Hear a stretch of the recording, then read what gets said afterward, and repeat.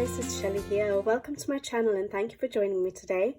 So once again, you see this whip in front of you, and I just thought I'd come on here and share with you how I color white flowers, because I did get someone who requested or who were interested in seeing how I color white flowers, especially after they saw this particular whip on my completed pages video for March 2023. So I thought I'd come on here and, just because I still have some flowers to color on this side, maybe just show you an example, show you my combinations that I used for these particular flowers, and how I went about it. So I'll probably just color one flower on screen and just talk you through the shades I used and how I did it, basically. So I'm sure a lot of you who've been watching my channel know this particular spread is from Hannah Carlzon's Spirit Animals. All right, and so yeah, I'll just pick out a flower, maybe not a very big one, because it does take me a while to color these flowers, even though it's just, you know, trying to make them white. Maybe I can pick out this one here. It is a big flower though. This one or this one. All right, I'll just set up and I'll be right back. Okay, so when coloring a white flower or anything white, you do still need to put a little bit of color on the flowers or on that element to give the shadow areas, and usually you would probably leave the whites of the paper for the highlight areas. But it's important to give the shadow areas so that you can still create the 3D effect of that particular element. Now, the illustrator, the artist, usually will have some lines here and there to suggest where the folds in a flower is, for example, or how the petals are positioned, so that you know which petals are behind another petal or in front of another petal. So for example, here Hannah Carlzon has also put folds on the tips of some petals to make it look like the petal is folded over. So it's nice to create a shadow under those particular folds to try and trick the eye into thinking it's a 3D element. So yeah, it is important to put a little bit of color onto your elements, even though you want them to be white. Now, you can use different colors. Now, I find the easiest way is just to stick to grays, and that's exactly what I've done on this particular spread. I've literally just stuck to grays, and then I've used an ivory and a white as well. And the grays I've used is a combination of warm grays and cool grays, and this is just literally to create the shadow areas, to just adjust where the folds are and where the petals are positioned. So I'll just try and explain it as I go along. The first shade I'm using 3 shades of grey. So I've got a warm grey 3, a cold grey 1, and a warm grey 5 to deepen the shadow areas. And then I blend everything out with an ivory and a white. So those are the colours I'll be using for my flowers. So I usually first start with my medium tone, just to mark out where my shadows are going to be. So for example, this petal here is sitting underneath sort of this petal. So this petal is on top of this petal, although it's folded upwards or vertically, it's still sitting underneath. So if there was any light hitting this particular flower, the area just under here would be blocked from any light source, and therefore would have a little bit of a shadow, and that's where I decide where my shadow is going to be. So very light-handed, because I don't want the flower to look grey, but I want to sort of trick the eye into thinking that there's a shadow, or that, you know, it's 3D. So I do need to create a little bit of greyness to it, but I don't want the whole flower to look like it's a grey flower. So very light-handed. I'm just starting in the area where I think the shadow will be created because of this petal that's sitting on top of this petal. All right, so that's the easiest area for me to sort of start with. All right, so I've put in that shadow, and then this flower here, the petal is sort of sitting in front of this particular flower. And so this area here, I will just extend that little bit of the grey to, again, make it look like it's behind that flower. Now, Anna Karlsson has a lot of lines here, and we can try and use those lines to create folds in our flowers to give a bit more interest in our petals.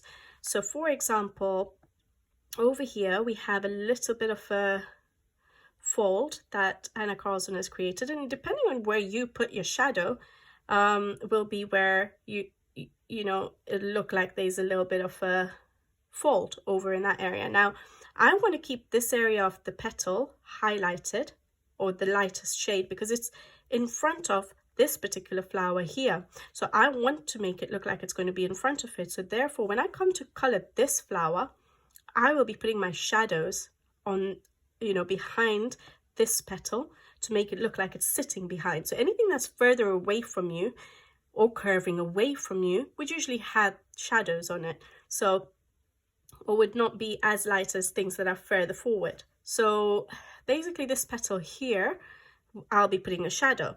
So I want to keep this light so that it looks like it's in front of that petal. And so I've decided that with this line here that the artist has drawn in, I'm going to make this the shadow area here.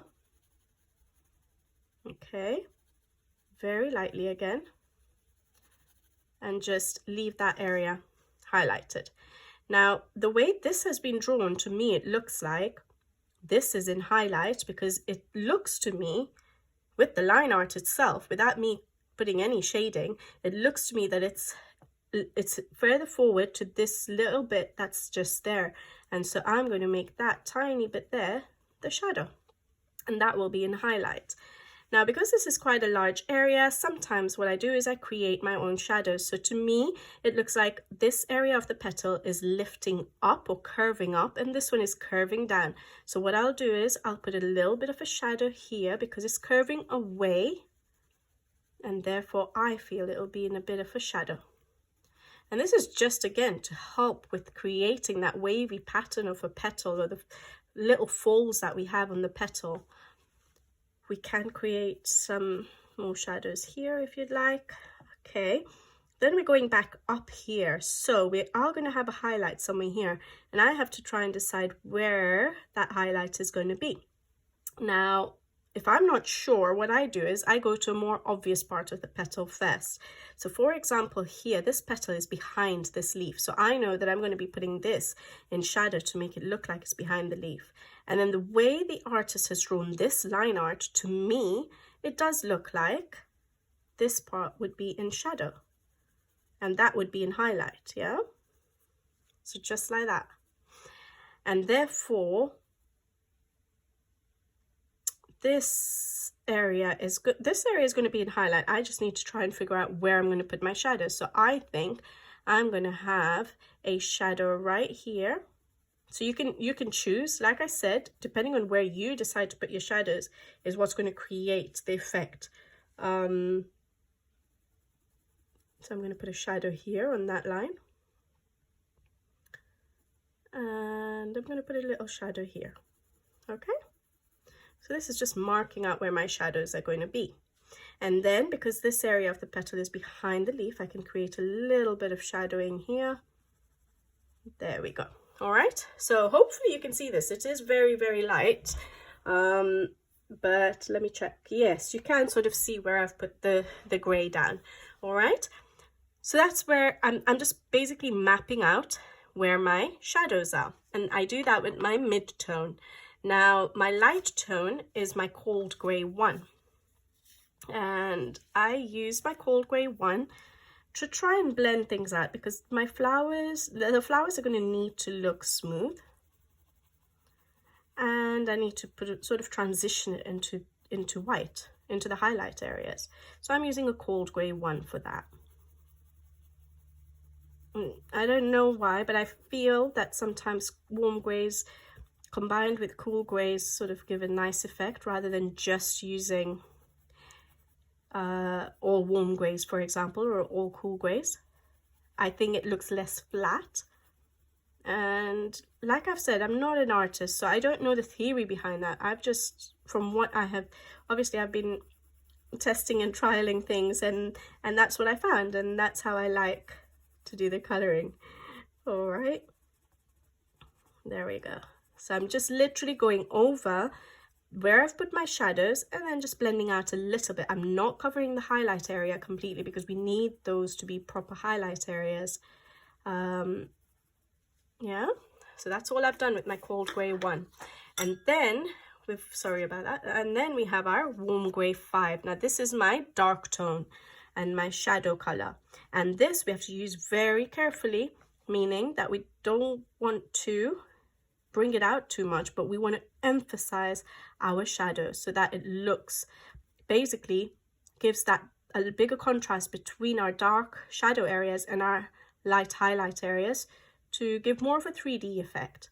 So I use a darker grey just in my shadow areas. I don't pull it out to emphasize our shadows. See, it just sort of creates that 3D effect of your petal or of any element you're coloring white. So clothing, for example, you'd work on the pleats of the clothing with the same shades you can use.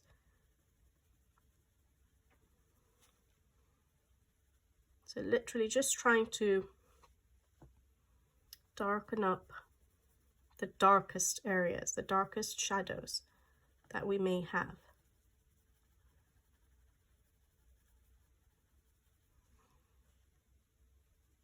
Because we still want our element to look white. So we don't want to pull out this dark grey too much, otherwise it will not look like a white flower. But it will just help give that 3D effect, help trick the eye into thinking that this petal is sitting on top of this petal, creating that because of the shadow we've created. And that's basically what I'm doing.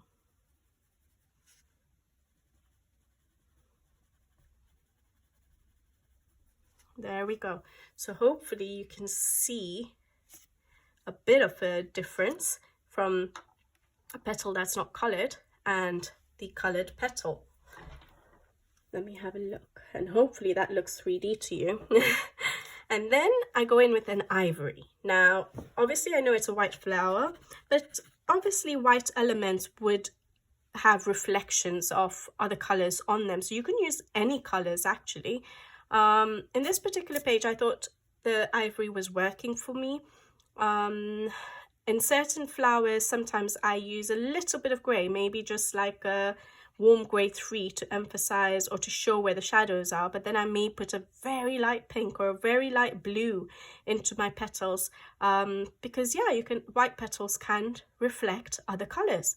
But basically what I use my ivory for, I don't know why I have got color on this from my sharpener, hopefully it doesn't come off on my page, but I use my ivory to blend out my greys. So I go over all of my greys because I want it to look smooth. I don't want to see the sort of stippling or the tooth of the paper. Basically I want it to look smooth because it's a petal. So I just blend it, and I feel like the ivory just gives again, just gives it some, helps make something, I don't know, rather than white will just brighten it up. For some reason I feel like using the ivory just gives it a little bit more interest.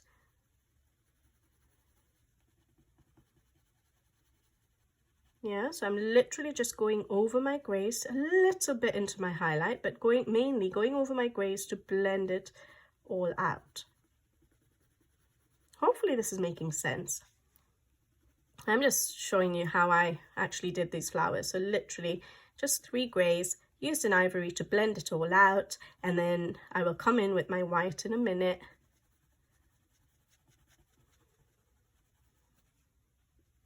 And the reason I use the white is because in this particular book, the paper is not a perfect white paper. It's like a creamy paper. And so just to brighten up my highlights, so I take my white now, oops, yeah, and make sure your white is clean, you're not bringing any colors in. And then I'm just going to go from my highlight area into my ivory. Highlight area to just brighten up the highlight areas, into the ivory.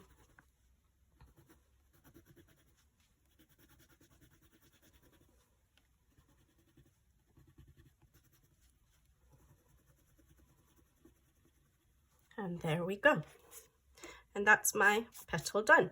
Now in this particular page, I don't use any other colors, but sometimes if you wanted to put a highlight of different colors, so a reflection, sorry, of different colors. So say, for example, you could use a very light blue. I don't know if I'm in, so a very light pink, for example, or use a very light blue.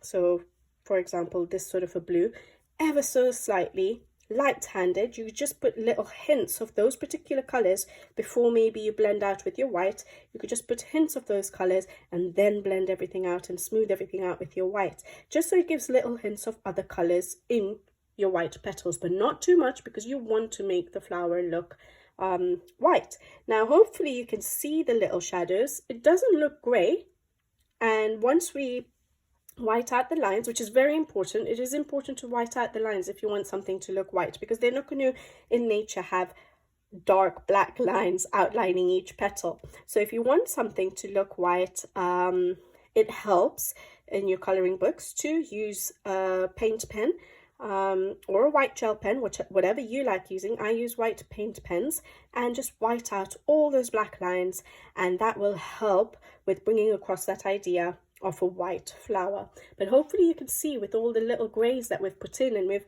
sort of added our own little folds and just made it look a little bit more 3D. You can sort of see that little shadow we created does make it look like that flower is sitting on top of that petal, sorry, is sitting on top of it, and it helps. So I'll try and finish the rest of this flower on screen, and then we can go ahead and white it out, because if I white it out now, I'll probably get the white paint pen all over my hands. So let me try and do the other petals, and then I'll be back to white out the black lines, and we can see what the finished result looks like. Okay, so we go in with our warm grey 3, so our mid-tone. And I'm going to use this, I want to highlight there because I want that petal to look like it's going to be behind that one, because we're going to create a shadow there. I'm gonna, this part here of the petal is, it looks like the tip of the petal is folded over, so it would be creating a shadow on this part of the petal. Yeah, well, it depends where your light is actually coming from, but usually I wouldn't have light coming from the bottom of the page, just that's how my mind works. So it would usually come from the top left corner of the page, or straight down, or from the top right, and therefore I know that the light would be hitting here, and therefore if it's folded over, there would be a shadow created here. And even if you didn't want to think about light source, that's absolutely fine. What we need to try and just give an impression of is the 3D effect. So forgetting light sourcing, we want to try and make sure that this part of the petal that's folded over is in front of this part here. So we need to make this part darker to give that sort of idea that that part of the petal is sitting behind this part. So even if you don't want to get bogged down with light sources and things like that, just think of it in terms of how you would be able to create the 3D effect, how you would be able to make something look like it's sitting behind a different element, things like that.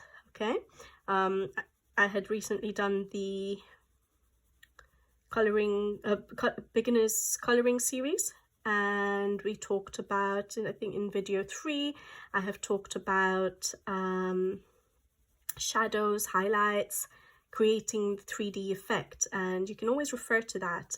I do discuss like light sourcing a little bit and how I create my 3D effects and things like that, so it might be useful.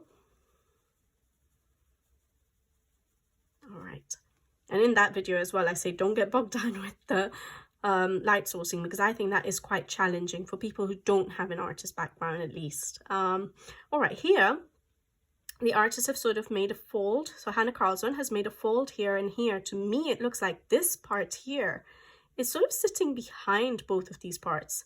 So I'm going to create my shadow here to make it look like these parts are folded on top of it. Yeah, so that is in shadow.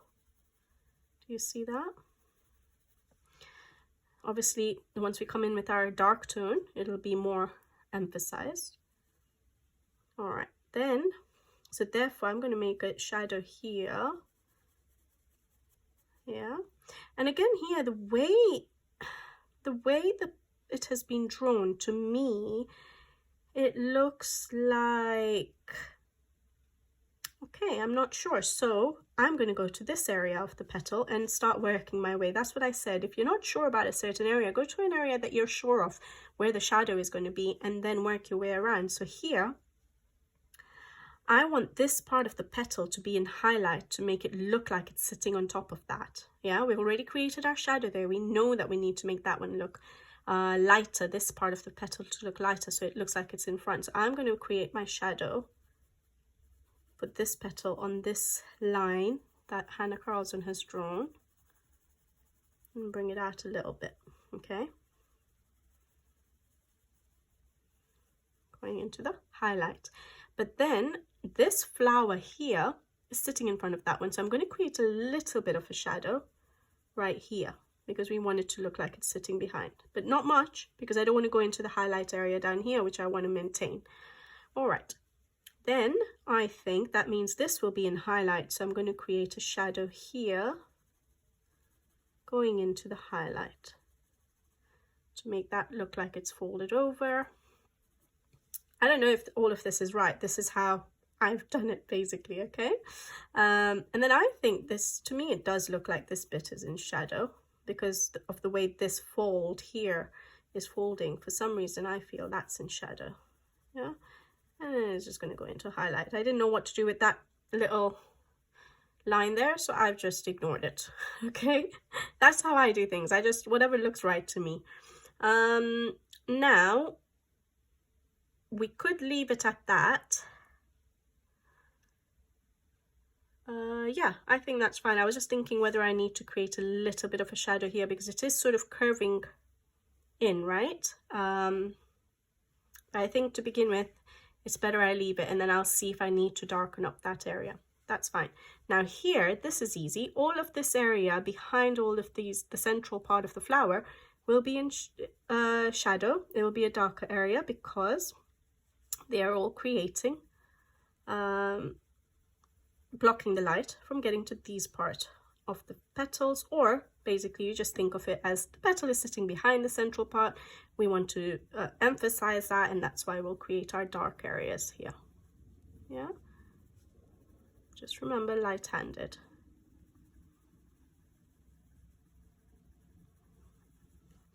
This bit here will be in shadow as well because it's behind this flower, and all of this is behind the flower, so we want to put it in a little bit of shadow.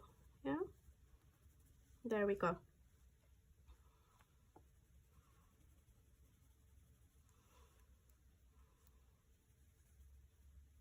So basically that's what I do. I just look at where the lines are, where the folds are, what's sitting in front of what, and see where I want to put my shadows, and then I work from that. I work to my light tone and then I just darken up my shadows, and that's it. So maybe I'll put the rest to music and you can see where I'm putting my shadows, and then I'll be right back, okay?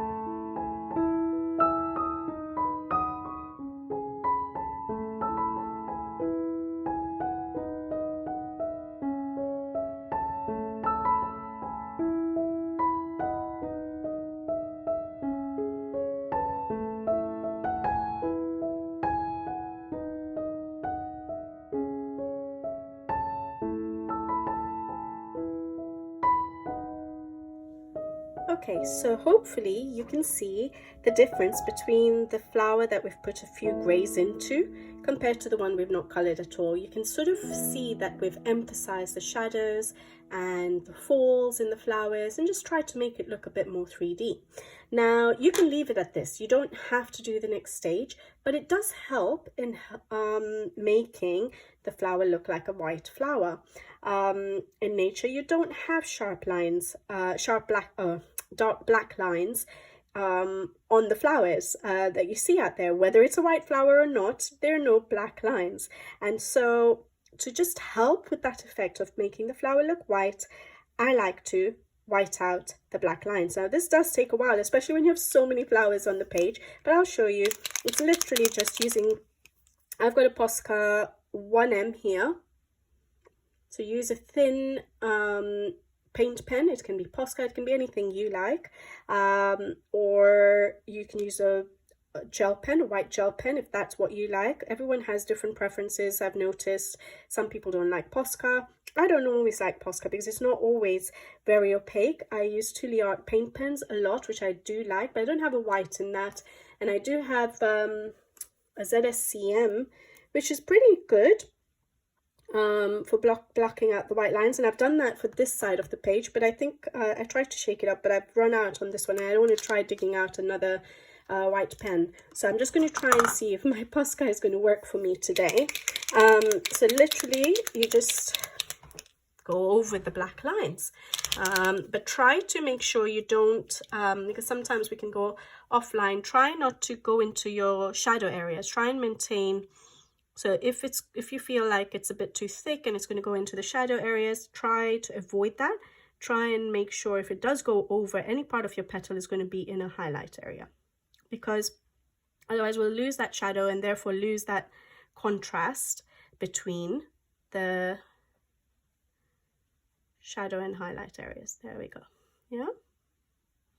See, so I'm trying to maintain my shadow a little bit. So I'm just going to white out all the lines, but then what I find helps, because I feel in certain areas I lose my shadows. And so I will usually come back once the paint pen is dry, and it's really hard to concentrate while doing this and talking. But anyways, I feel like I lose some of my shadows, so I like to then go over those areas with my pencils a little bit, just to get back my dark shadow areas. I'm just gonna, it's working okay for me today actually. Sometimes my Posca is not opaque enough, so it doesn't cover up the black lines that well. However, someone was asking me about coloring over the paint pens, and usually it works for me in small areas, but some paint pens work different to others. Like the ZSCM I find is actually quite shiny or sticky in its finish, so it's harder to color over it. But Posca, usually Posca pens you can color over, Tule Art you can color over. Sometimes it does peel off a bit, so you just have to be very light-handed. That's what I think of, I find. But yeah. All right. So literally you just go over all the lines. So maybe I'll do this to music so you guys don't get bored, because you've seen what I'm doing. I'm literally just covering up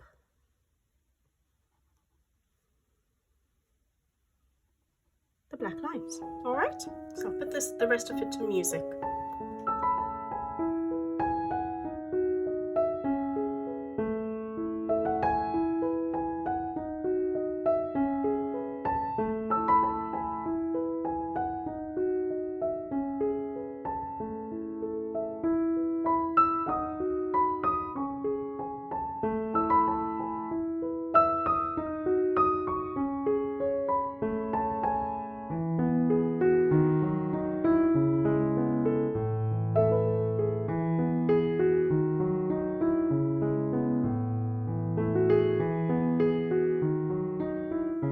So that's the paint pen work done, and I've given it a little bit of time to dry, not so much. I just finished it and I went and made myself a nice little cup of coffee, and hopefully it is dry enough. Now different paint pens will work differently. Like I said, the ZSCM I find is a little bit sticky and it needs a bit more time to dry. So if you're going to use something like this, I'm not a huge fan of this one. I think it's very opaque, yes, but to color over it's not as easy, and it takes a bit longer to dry. I have got a review on the channel for this. These were sent by the company for me to review, and I have got a review video up, so you can always check that out. It's the same size, 0.7 millimeters, and I've got black and white which I want to use up, and then some colors as well. But yeah, sometimes certain paint pens you'll have to see whichever one you have how long it takes to dry, but Posca usually dries quite fast, and that's what I've used today. So now hopefully it'll work. But basically what I do is I either go in with my mid-tone, which was the warm grey 3, or my dark tone in certain areas, which was the warm grey 5, just to deepen up my shadows, okay, or to bring back certain shadows where the white paint pen has gone over. So for example, how will I show it to you? So for example here, so this area here where we created our own shadow, that even the petal, or the tip, sorry, the edge of the petal will be still in shadow. So I like to just sort of bring it back. So I color over the paint pen a little bit, light-handed, but you may just have to go over it a few times. So it can rub off a bit. If you were too heavy-handed, maybe it would rub off. That's the reason it would rub off. Then here as well, I've gone off a little bit with my paint pen. So I'm just going to color over my paint pen a bit, bring back my shadow, and at the edge over here, yeah? And here as well, where I'd created a shadow, yeah? Here my shadow was a bit darker, so maybe I can go in with my warm grey 5, again light-handed, but just go over, literally just under the base of that petal that's sitting over it, just to make sure our shadow hasn't been lost completely, yeah? There we go. So any other places with the warm grey 5, so the darkest shadows are there, and then here, because I've gone with the white paint pen all the way to the tip of that flower, but that part will be in shadow. So just bring back that little bit of a shadow here as well, just behind this leaf. So just color over your paint pen a little bit, just to bring back your shadows. So here, that would be in shadow, yeah, just under that little fold. Here on the white, on the edge of the flower again, that would be in shadow, right there.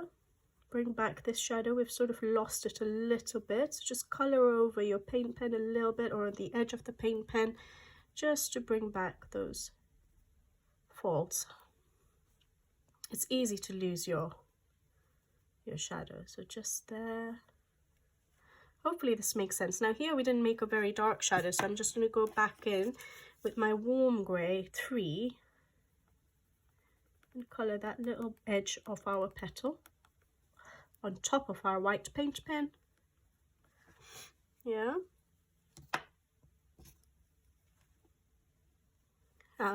That's my warm grey 5.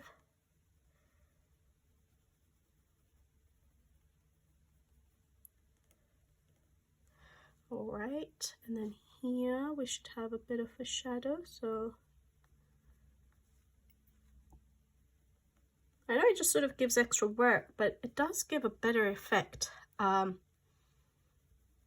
when you use the white paint pen to white out the lines, and then just go over those little bits that should have still been in shadow that you obviously went over with the white pen. It just gives a better finish to your element that you've been coloring, yeah?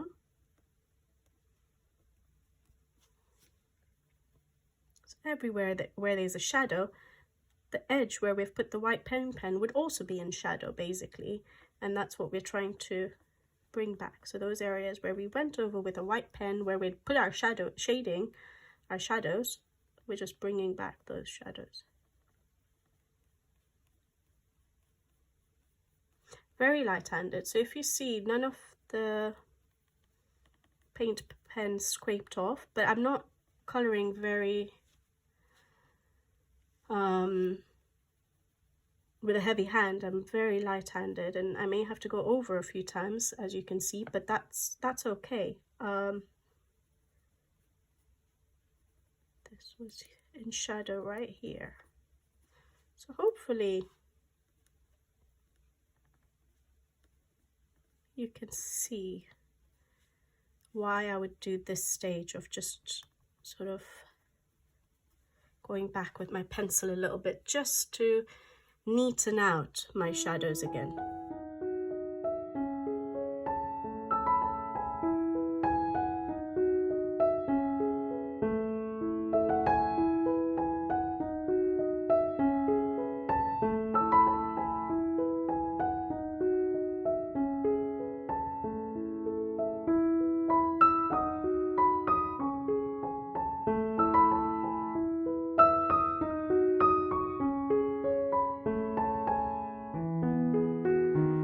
Hopefully